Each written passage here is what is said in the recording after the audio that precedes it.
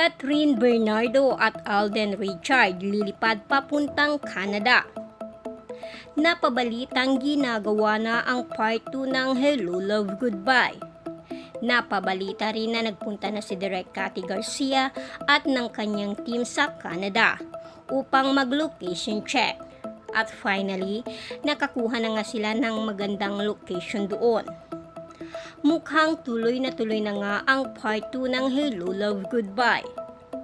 Isa ngayon si Catherine at Alden sa inaabangan at kinakikiligan ng karamihan.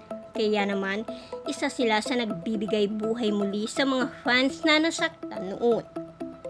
Sa ngayon, patuloy pa rin nila ini-enjoy ang company ng isa't isa at patuloy pang kinikilala ang isa't isa.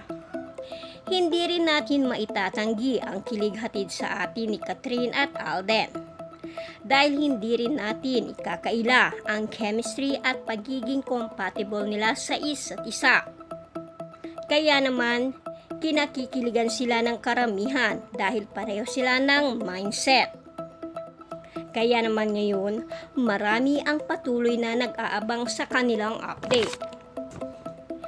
Sa ngayon, wala namang ibang humahadlang kung anumang espesyal ang pagtitinginan ng Catden sa isa't isa. Kahit pa si Daniel, ayaw na rin madawit pa sa usaping Catden. Hindi rin natin ikakaila kung gaano kasaya ang Catden sa isa't isa. At hindi rin natin maitatanggi na meron na silang pagtitinginan sa isa't isa. Pero alam din natin na hindi basta-basta napapasagot ang isang Catherine Bernardo. Kaya naman, kailangan munang patunayan ni Alden na worthy siya sa pagmamahal ni Catherine. At mukhang ang gusto ni Catherine ay ang susunod niyang magkarelasyon ay ang lalaking pakakasalan niya na.